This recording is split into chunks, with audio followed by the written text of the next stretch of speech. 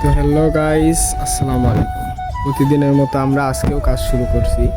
তো প্রতিদিন আমরা কাজে যাওয়ার সময় থেকে ভিডিও আপনাদের দেই। তো আজকে আমাদের কাজের চাপ, বিভিন্ন সমস্যার কারণে কাজ করার মধ্য থেকে ভিডিওটা শুরু করলাম। তো আপনারা দেখতে থাকেন। আজকে আমরা আসছি পোর কাটার জন্য। তো এই যে আমাদের এখানে আছে হচ্ছে 3টা বাথরুম এবং একটা কিচেন। তোর অনুভূতি কা তো আমরা সেই বিষয়টা না, আমরা যে বিষয়টা ভাবতেছি এই মেশিন যে আমরা ব্যবহার করছি, তো এটার সুবিধা অসুবিধা সম্পর্কে একটু জানাও। তো সুবিধা, মেশিন হলে পরে আমাদের ফোটাটা করতে অনেক সুবিধা হয়। একটা ফোটা করতে আমাদের হাত দিয়ে, হাতের ছেলেতে ফোটা করতে অনেক সময় লাগে, এমনকি অনেক পরিশ্রম হয়। মেশিন হলে আমাদের সময়ও কম লাগে, ফোটাটা করতেও অনেক আরাম হয়। এই যে উস্তাদ কাজ করতেছি, উস্তাদ আবার আমাদের এমন উস্তাদ কোনো সময়ের জন্য ক্যামেরার সামনে কোনো সময় কথা বলতে পারে না। তো এই জন্য তার যে একটা অনুভূতি আছে, সেই অনুভূতিটা আপনাদেরকে জানাতে পারি না। শিমুল কও, তুমি কও নাই সেই জায়গা আইতে তো মেলাক্ষণই তো আইসে মেলাক্ষণ, এত সময় কোনে ছিল? তোমার তো পাইলাম না আমি এসে। ওই খুঁটিরও 4টে খুঁটি দিলে বাড়ির দিয়ে জুম বাড়িতে লাগে। আর আমার আমি গেঁদে গেঁদে যাচ্ছি, লাগে 3.5 গেঁদে গেঁদে যাচ্ছি। সোদে এই যে আমরা যে 4 ইঞ্চির কাজগুলো আছে, সেই কাজগুলো এখানে করতেছি। আমাদের এখানে বাথরুম কয়টা? 3টে বাথরুম, একটা কিচেন। তো এই যে আমরা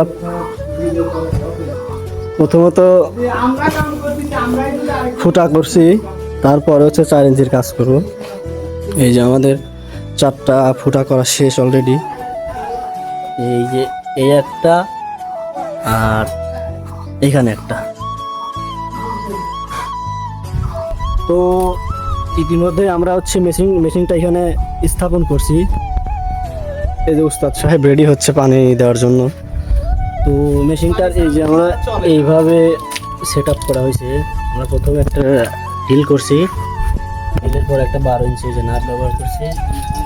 ব্যবহার করার পর এই যে আমরা আমাদের মেন পজিশন হচ্ছে আমাদের এইটুকু, এই যে এইটুকু। তো এইটুকু আমরা হচ্ছে মেন সেন্টার করে নিছি। নেওয়ার পরে এই যে মেশিন চালাচ্ছি।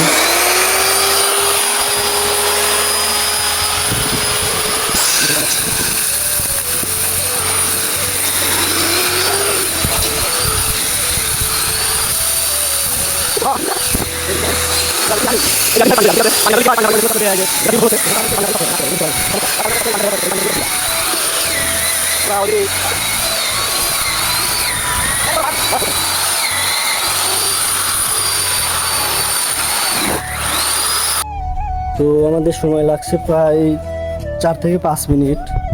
5 মিনিটের যে এই যে আমাদের সাফল্য, তো এই সাফল্যের পিছনে আমাদের অনেক কষ্ট হয়েছে। কষ্ট যেমন মেশিনটা সেট আপ করতে গেলে একটু ঝামেলা থাকে।